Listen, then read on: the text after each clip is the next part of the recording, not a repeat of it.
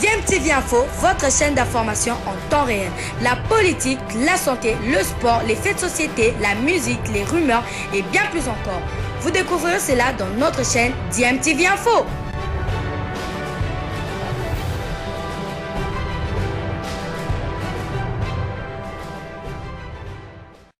Vous êtes sur DMTV, bonjour ou bonsoir, tout dépend de l'heure à laquelle vous nous suivez. Tout plaisir est pour nous de vous retrouver, mais surtout de savoir que vous êtes nombreux en train de suivre votre chaîne YouTube DMTV. DMTV qui vous propose l'actualité, mais vous propose également des analyses et des réflexions sur des sujets d'actualité, sur des faits sociaux, tout simplement des réalités que nous observons ici chez nous en République démocratique du Congo. L'actualité, c'est aussi le réveil du volcan Nyiragongo. Après 19 ans d'inactivité, la dernière fois qu'il y a eu éruption volcanique de ce côté-là, c'était en 2002. Et dans ce genre de situation, l'Observatoire volcanologique de Goma est chargé justement de surveiller les activités sismiques de ce côté-là, a eu à être en difficulté ces dernières années. Cet observatoire n'était plus en mesure de surveiller ce volcan. Conséquence, tout le monde a été surpris de voir cette éruption volcanique qui a causé des dégâts humains et matériels incroyables. Alors, il y a bien évidemment des responsabilités à dégager et des responsabilités à tirer de tout ce qui vient se passer, puisqu'il y a eu perte en vie humaine. Et surtout, si nous suivons en tout cas ces révélations qui ont été faites par des médias sur cette négligence coupable qui a mis la vie des Congolais en danger, et surtout ceux qui vivent dans les périphéries en tout cas de ce volcan Nyiragongo, notamment dans la ville de Goma. Je vous propose de suivre cet extrait en tout cas qui nous retrace un tout petit peu ce qui n'a pas été fait, ce qui aurait dû être fait pour éviter cette catastrophe. Bien évidemment, on ne peut pas empêcher l'éruption d'un volcan, mais on peut anticiper en alertant à temps la population qui pourrait bien évidemment être délocalisée ailleurs en attendant que cette activité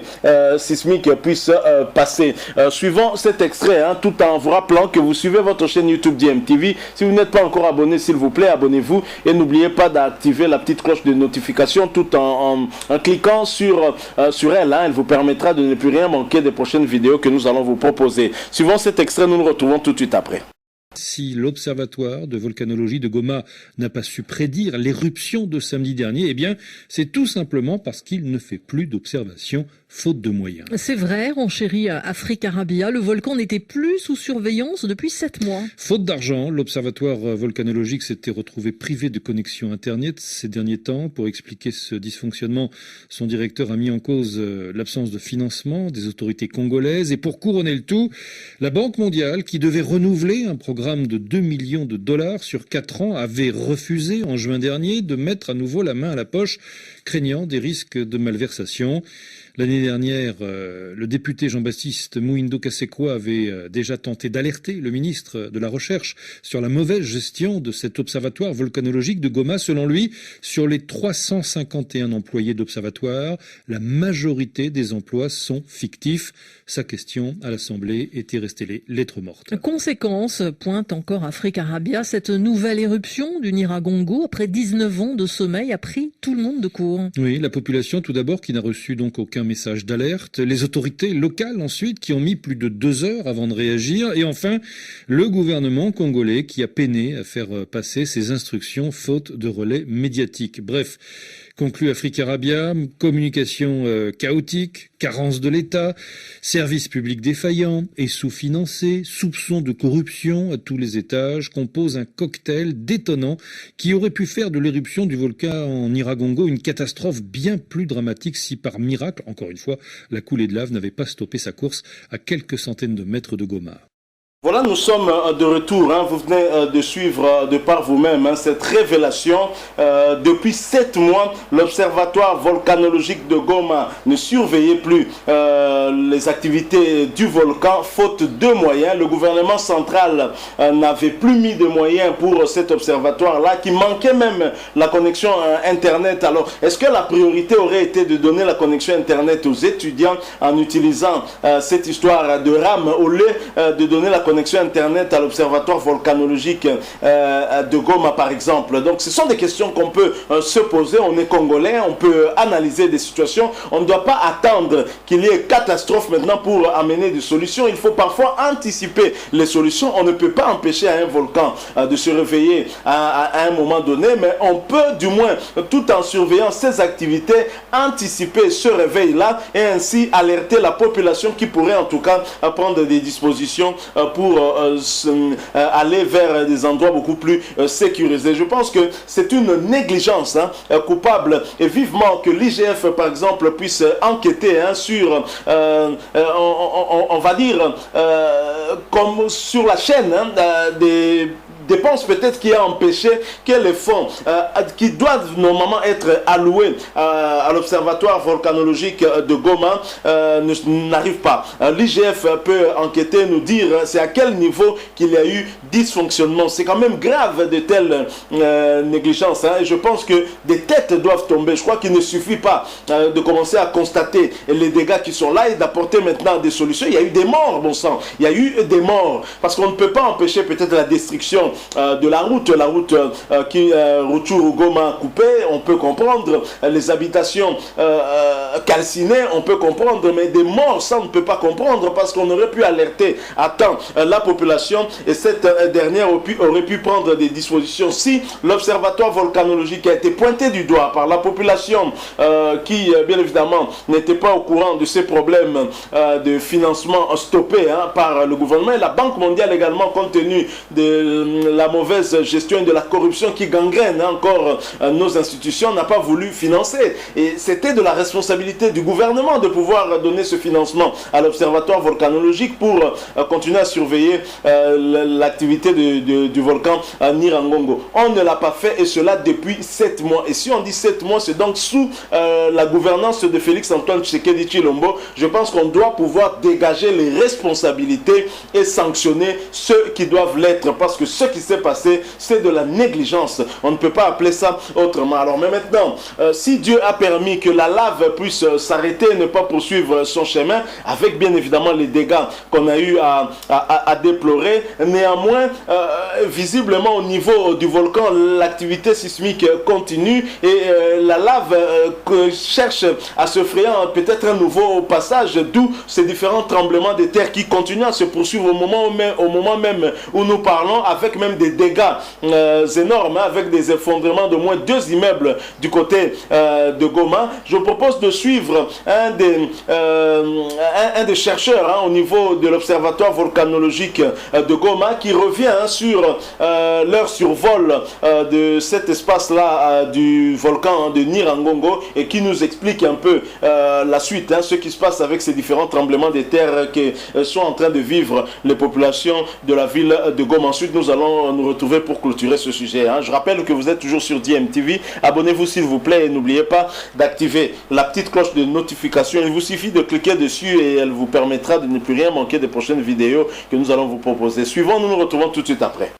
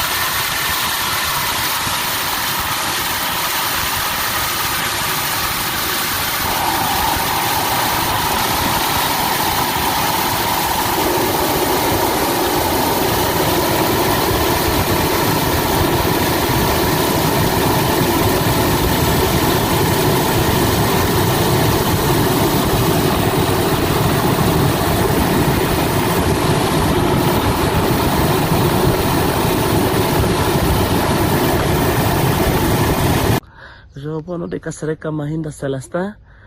Je suis chercheur et directeur scientifique de l'Observatoire volcanologique de Goma. Nous venons d'effectuer ce vol depuis 12h30 autour des sites éruptifs de Nyiragongo de 2021. C'était le 22 mai 2021.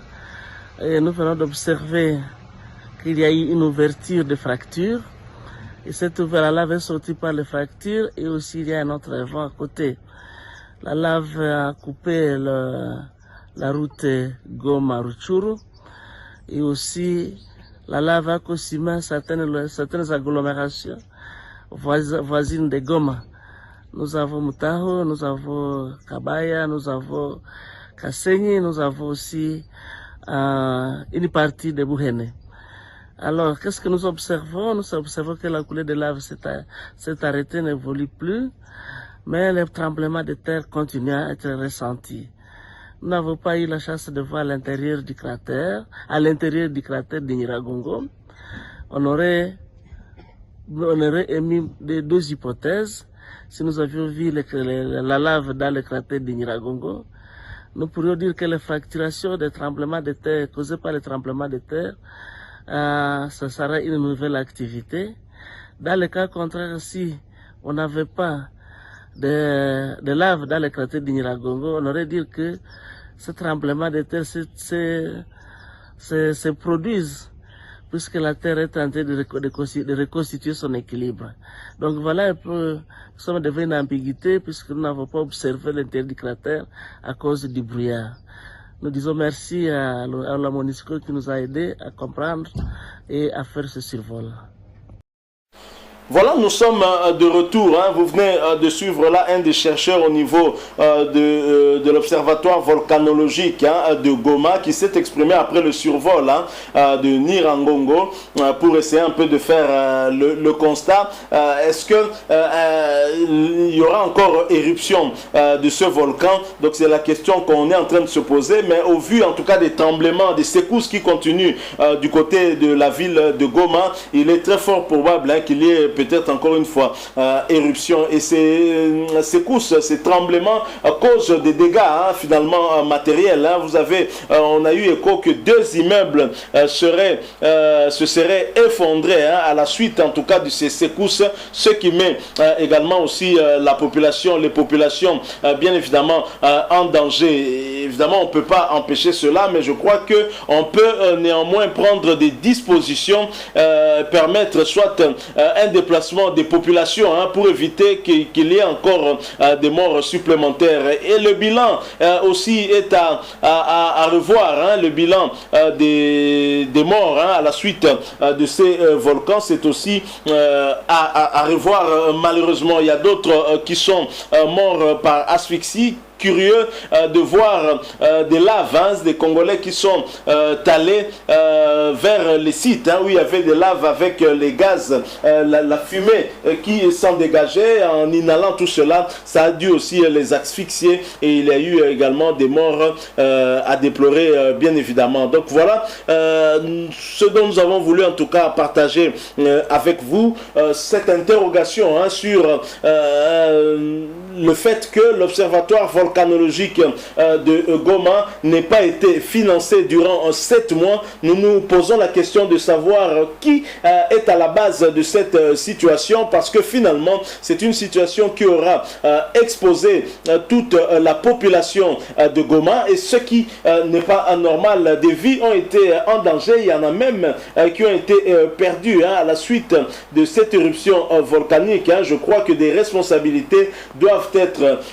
dégagées. Donc il y a des graves conséquences des séismes qui sont en train de se poursuivre à Goma depuis le lundi à la suite de l'éruption volcanique du samedi dernier. 3 immeubles se sont effondrés ce mardi 25 mai au quartier Katindo sur l'avenue La Frontière dans la commune de Goma. L'un, qui est une maison habitée, a perdu une partie. Plusieurs personnes qui étaient à l'intérieur sont blessées. Le secours de la Croix-Rouge évidemment est est arrivé sur place pour évacuer les victimes. Alors un autre immeuble également s'est écroulé aussi. Donc voilà les conséquences justement de cette éruption volcanique et des secousses qui continuent en tout cas à être ressenties du côté de Goma. Et je pense que les autorités, au lieu de continuer à rassurer la population, doivent plutôt anticiper et décider soit de l'évacuation des populations en attendant que la situation